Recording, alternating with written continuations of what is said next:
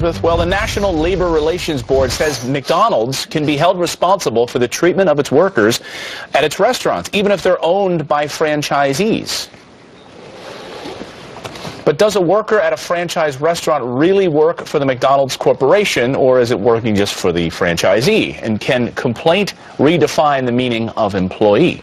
Charles Payne, host of Making Money on our sister network, Fox Business, joins us now. Charles, great to see you this morning. You too. Good morning. Morning.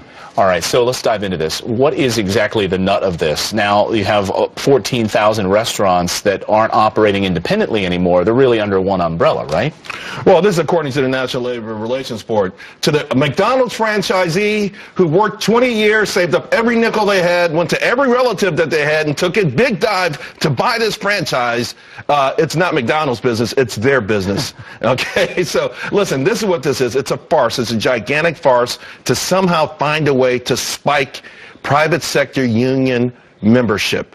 36% in 1953, about 6% right now. The private sector workers have rejected it. They're trying to make this happen.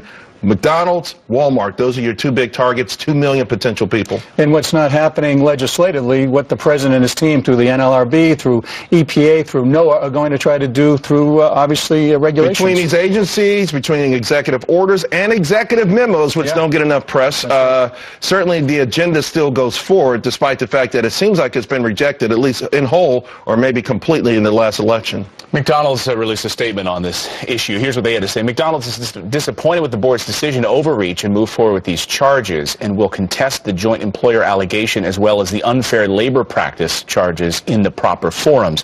Although the NLRB says, look, there are 86 cases in which the company's unlawful conduct included sanctions against workers who tried to speak up about better work environment. Right. So they're saying you can't just treat them individually. It is McDonald's after all. It is a corporation and stuff trickles down from the top. What do you say? Well, I'm just saying that that's not the way the franchise model works, and I think we need to understand how dangerous this really is. By the way, this whole campaign began a long time ago.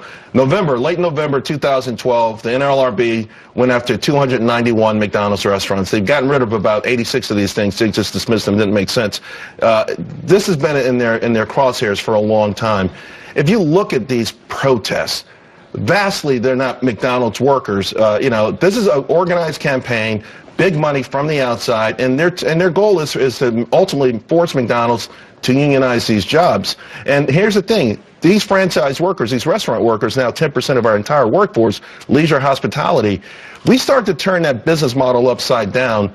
We stop a lot of people from becoming authentic small businesses, and we hurt a lot of individuals' employment.